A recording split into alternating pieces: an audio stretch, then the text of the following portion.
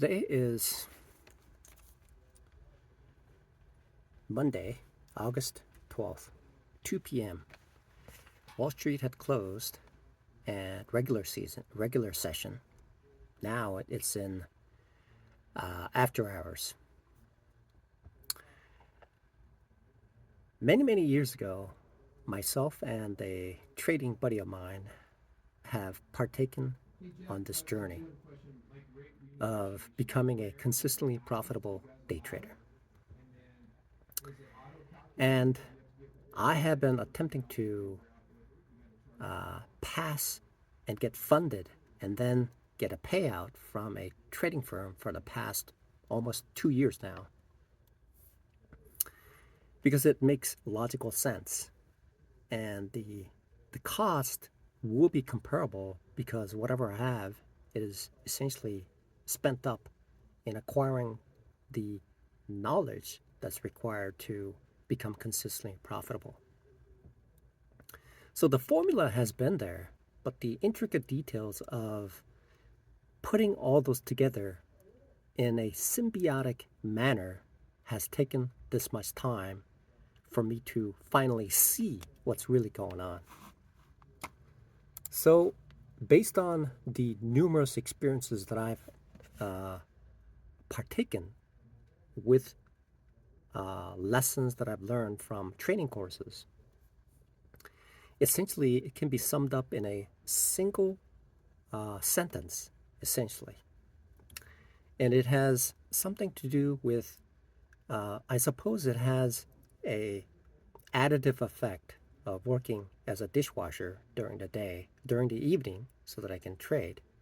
Because in the food industry, there is a ranking called Michelin Star. Apparently, if you're like a 3-star Michelin star, I mean, that's the highest level of exquisite presentation of the ingredients to serve to customers as food.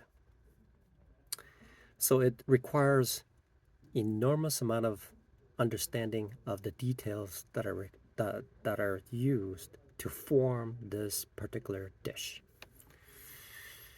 So freshness is one of them. The second is the right cooking temperature, the duration, and the flavoring and all that stuff, right? I'm a dishwasher, but I'm just talking about that. Now, I've exchanged a communication in text form with a trading buddy of mine today, and I've noticed something that I did not know when I was doing it, but I realized that when he was doing it. And so essentially, he could have passed the phase 1 challenge if he had sized the right amount today, which is true. It is true. I've experienced that before as well.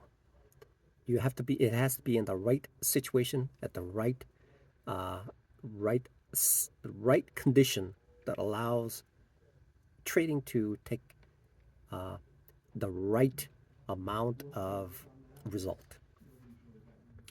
So now that I have almost 4 years of experience as a day trader, it is a formulation of these concepts tied together to fit into every situation,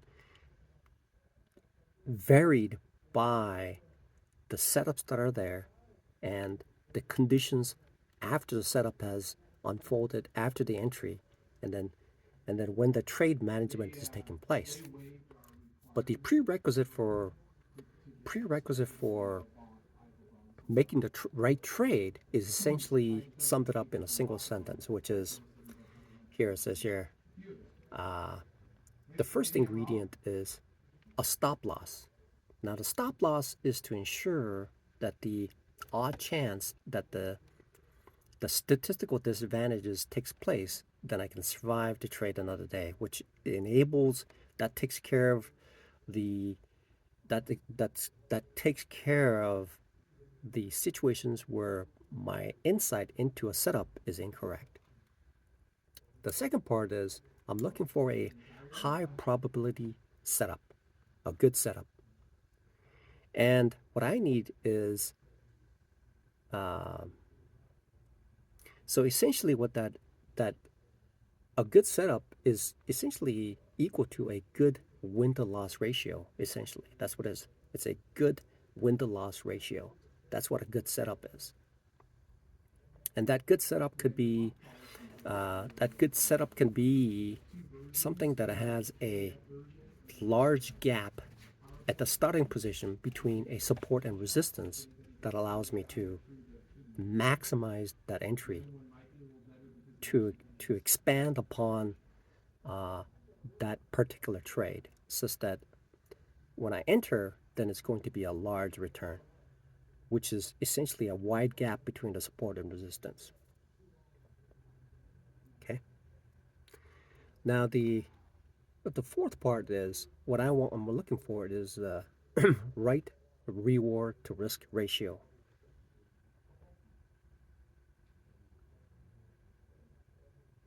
So that is based on the right reward ratio is based on the profit taking point and also the stop loss.